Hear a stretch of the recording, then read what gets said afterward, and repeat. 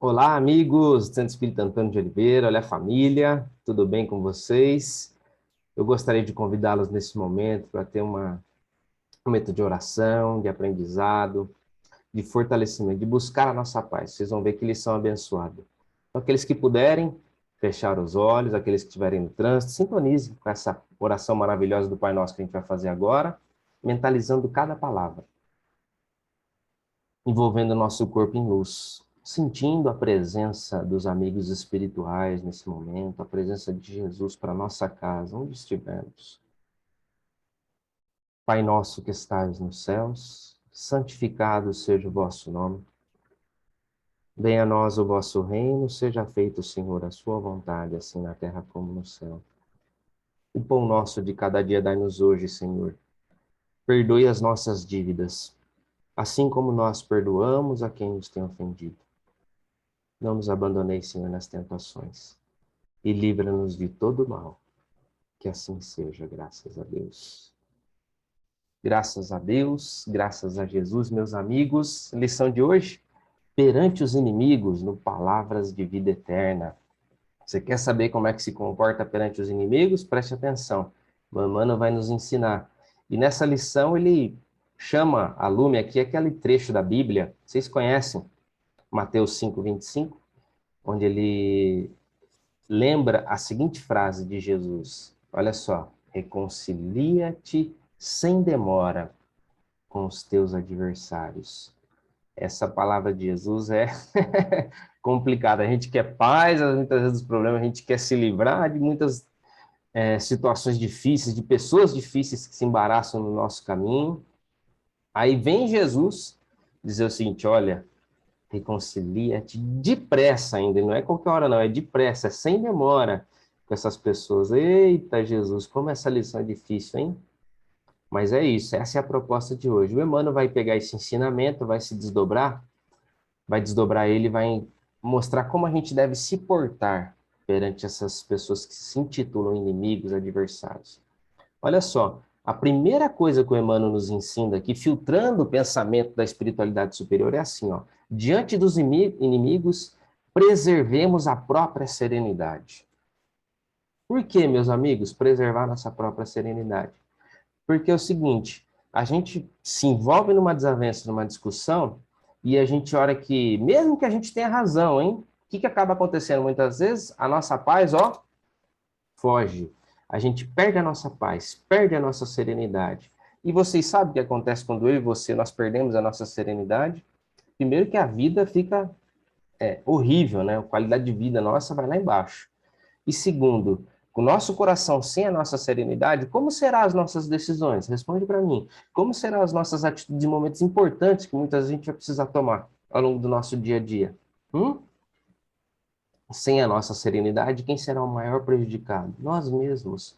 Por isso, meus amigos, perante os nossos inimigos, a gente tem que buscar, primeiramente, preservar a nossa serenidade, antes de qualquer coisa. Ela é muito importante.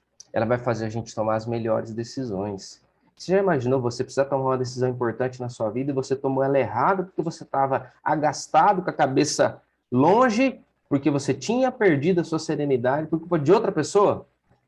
Na verdade, não é por culpa de outra pessoa, né? A gente se permitiu que isso envolvesse a nossa alma e contaminasse a nossa alma dessa maneira. Por isso que a primeira coisa que ele vai dizer, olha, preserve a sua serenidade, ela é muito importante perante os seus inimigos. E aí ele continua dizendo o seguinte, olha, reconciliar-se com alguém, com os adversários, nos preceitos do Cristo, não é ele reconciliar de qualquer jeito, não é. Nos preceitos do Cristo é reconciliar-lhe, acima de tudo, o direito de opinião. Então, se a gente está com a serenidade no nosso coração, quando a gente vai se reconciliar com um dos nossos adversários, a gente tem que devolver para ele o direito de opinião. Essa pessoa tem o direito de opinião dela, mesmo que a gente não concorde, mesmo que aquilo esteja um total absurdo, dê a ela o direito de ter a opinião dela. Quem vai responder pelo direito de opinião? Eu ou você? Né? Ela vai responder pelo direito de opinião dela. Então, devolva para ela o direito de opinião dela ter as posições erradas, porque a gente também é 100%, a gente não é 100%. Então, o Emmanuel está dizendo o seguinte, quando a gente for fazer uma reconciliação nos preceitos do Cristo, a gente tem que dar o direito de opinião das outras pessoas. Olha só. Ele vai dizer o seguinte: exigir a estima ou o entendimento dos outros, exigir, hein? Você vai exigir a estima das outras pessoas? Olha só. Você vai exigir o entendimento dos outros e isso é uma atitude, isso é exigência, é irregular. E tem uma outra aqui também que ele fala, ó. Preocuparmos-nos em demasia com os apontamentos depreciativos que se façam em torno de nós. Olha essas duas situações. Primeiro, eu exijo da outra pessoa entendimento. Na verdade, isso não é tão comum a gente fazer, né? A gente querer tirar a força, exigir daquela pessoa que ela nos entenda. E muitas vezes não é assim, ela não chegou naquele nível de entendimento, ou ela está pensando de uma outra maneira. A gente não pode exigir a força, o entendimento daquela outra pessoa, ou também exigir a estima de outra pessoa, que ela nos aprecie, nos estime. É assim que funciona? Não é. Tem que ser de uma maneira natural, tem que ser de uma maneira onde ela compreenda e naturalmente e por espontânea vontade, por vontade própria, ela nos estime ou ela nos compreenda. A gente não pode exigir isso de ninguém. Isso é um alerta muito importante. O Emmanuel também faz um outro alerta, que é o seguinte, olha, a gente tem que ficar se preocupar, olha, ele fala aqui, ó, com os apontamentos depreciativos que as outras pessoas fazem em relação a nós. Nesse processo perante o inimigo, a gente não pode, olha só, perante o inimigo a gente não pode dar muito valor àquelas qualificações depreciativas que nos são feitas, porque isso vai bagunçar o nosso íntimo. Porque é a opinião dele, né? Não é o diagnóstico correto. Com a visão dele, com o que ele nos assistiu, com o que ele visualizou, ele dá uma opinião. E a gente pega e exalta demais da opinião, dá importância demais à depreciação que as pessoas estão fazendo a nosso respeito, vai dificultar o processo de reconciliação, com certeza. Se a gente ficar lembrando daquilo que a pessoa falou mal a nosso respeito, vixe, com certeza vai impedir até que essa reconciliação se faça da maneira mais natural. Se a gente está aqui aprendendo a vivenciar o evangelho, olha só o que a espiritualidade está nos ensinando. E aí ele continua, diz assim, quando nos constitui sadio dever garantir a nós próprios tranquilidade de consciência. Então, a gente exigir a estima dos outros, a gente nos preocupar em demasia com os apontamentos depreciativos que se façam em torno de nós, será perder tempo valioso quando não nos constitui sadio o dever garantir a nós próprios tranquilidade de consciência. Eita! Então, vai ser perda de tempo querer exigir da outra pessoa tudo isso. Vai ser perda de tempo a gente dá importância demais à opinião das outras pessoas. A gente tem o dever, né, de garantir essa tranquilidade. A gente tem que buscar a nossa consciência tranquila, fazer as coisas para a gente buscar a nossa consciência tranquila. Porque aí realmente vai ser perda de tempo, né? Você fez o que achava certo, você fez tudo certinho, e se aquela outra pessoa tem uma opinião depreciativa a respeito de você, você está tranquilo. Então, se você ficar martirizando com isso, com certeza vai ser perda de tempo. E olha só, harmonizar-se com todos aqueles que nos perseguem ou nos caluniam será, pois, anotar-lhes as qualidades nobres. Olha isso, gente. Ele está dizendo o seguinte, que no processo de harmonização que a gente tem que buscar, faz parte desse processo de harmonização a gente entender que aquela outra pessoa que nesse momento está em desavença conosco tem qualidades nobres. Ela tem coisas boas. Pode ser que naquele momento a gente está em um momento de conflito, mas ela tem também qualidades nobres dentro dela. Ela também é filha de Deus, ela também tem uma essência divina, tem coisas boas que estão ali sendo trabalhadas, algo que ela já conquistou. Claro, tem outras coisas que precisam ser trabalhadas, não é à toa que estamos em desavença com essa pessoa. Mas ela também tem coisas boas. E é isso que a gente deve fazer. A gente deve diminuir a importância desses comentários depreciativos e pensar que ela também tem características boas. Olha como isso auxilia no processo de reconciliação. É isso que o Emmanuel está dizendo. E mais, olha só. Além da gente anotar as qualidades nobres dessa pessoa, ele vai dizer o seguinte, a gente tem que desejar sinceramente que essas pessoas triunfem nas tarefas cujas execuções elas não reprovavam. A gente tem que desejar que aquelas coisas que elas nos apontaram, que nos reprovou em algumas tarefas, em coisas que a gente fez de errado, a gente fala assim, ó, se você me criticou que eu fiz errado, Eu desejo no meu coração que você triunfe naquele que você, nesse propósito que você está dizendo. Se eu fiz errado, você está dizendo que eu fiz errado, então eu tenho certeza que você deve fazer da melhor forma. Então eu espero que você consiga fazer da melhor maneira. Olha só como a espiritualidade superior pensa. Olha só como a gente deve vivenciar um conflito, uma discussão. Já pensou? Você já pensaram num negócio desse? A gente tem que desejar para aquelas pessoas que nos reprovaram, aquelas pessoas que nos desagravaram, que elas triunfem nas suas tarefas. Que coisa, né? Aí diz assim, ó, aprendendo a aproveitar, olha só, temos que aprender a aproveitar as advertências e as críticas que se mostrem úteis, se mostrem construtivas. Porque assim, ó, às vezes aquela pessoa pode ter nos criticado, falado um absurdo a respeito de nós. Só que por que não? Olha a proposta. Por que não pegar aquela crítica, aquela informação, aquela advertência que nos foi feita a nós, por que a gente não pode aproveitar isso? Será que tem alguma coisa de útil nessa crítica, nessa advertência que foi feita a meu respeito? Por que não? Olha só, meus amigos, olha essa proposta. Aproveitar os conflitos da vida e tentar extrair de lá, poxa, será que não tem um ponto fraco que eu tenha demonstrado aqui da minha personalidade? Será que eu não fiz algo de errado que se incomodou alguém? E por que não trabalhar esse defeito que eu tenho? Aproveitar essas críticas, essas advertências, para notar que a gente também tem defeitos. Se a gente não consegue se enxergar, que é o natural, né? Muitas vezes a gente não consegue se enxergar. Por isso a espiritualidade sempre pede para a gente fazer essa reforma íntima, esse autoconhecimento, porque a gente não se enxerga. Mas, quando a gente está em contato com as outras pessoas nos enxergam, nos observam e apontam, muitas vezes, coisas erradas que a gente está fazendo. Por que não aproveitar isso de útil? Essas informações podem ser úteis e construtivas para nós. Olha só que sabedoria.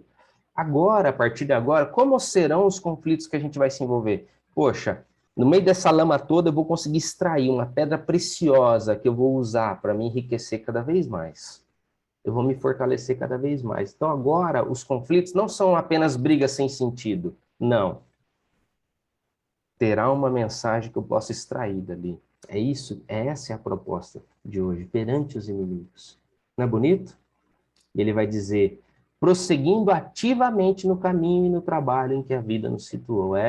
Porque se você está nesse processo, você está ativo, ativo na vida, ativo no seu trabalho, você está vivendo situações até difíceis, mas você está ativo, ativa, você está preparado para tentar extrair o melhor daquela situação. Olha como é diferente. Então, essa é a nossa postura perante os nossos inimigos, perante esses conflitos.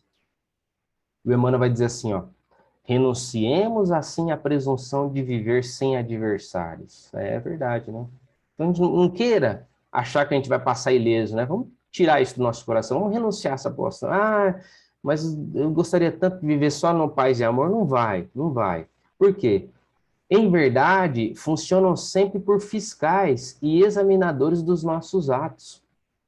Mas saibamos que continuar em serviço, aproveitando-nos de concurso sobre a paz em nós mesmos. Nem o próprio Cristo escapou de semelhantes percalços.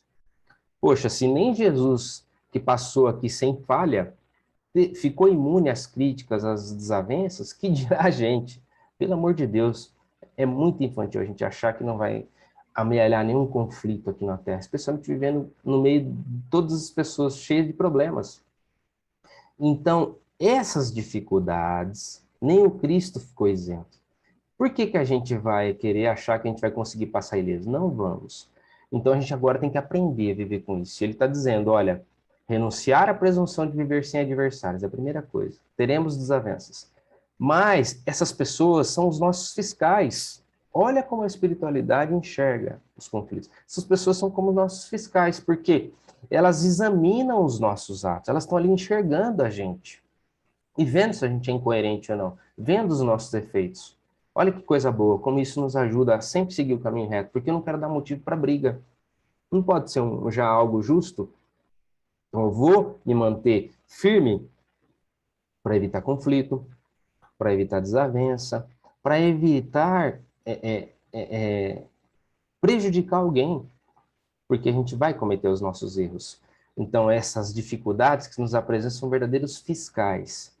E nem Jesus escapou desses percalços, dessas desavenças, de enfrentar essas dificuldades. Ele soube lidar com seus críticos. E olha só como o Emmanuel arremata esse texto. Ele vai dizer o seguinte: olha, ninguém conseguiu furtar a paz do mestre. Mesmo ele vivendo esses percalços, mesmo ele vivendo esse monte de gente atormentada, né? Que somos nós. Ninguém conseguiu tirar a paz do mestre. Ninguém.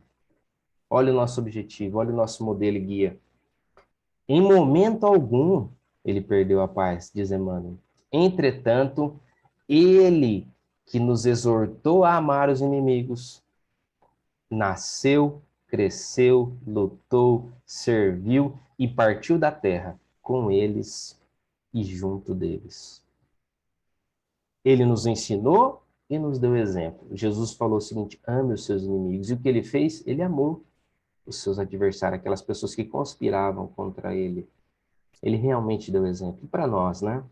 Também temos que compreender, temos que amar, aproveitar a opinião das outras pessoas, sem colocar em demasia, mas temos que aproveitar o que for de útil, o que for construtivo para reparar em nossa personalidade. Poxa, aquela pessoa está apontando que eu sempre estou fazendo determinada coisa errada. Por que não aproveitar esse momento para corrigir isso? E aí não vai dar motivo para a pessoa falar, não é mesmo? Ah, mas eu estou fazendo isso por ela. Não, você está fazendo isso por você. Você está buscando a sua reforma, o seu melhor, o seu crescer.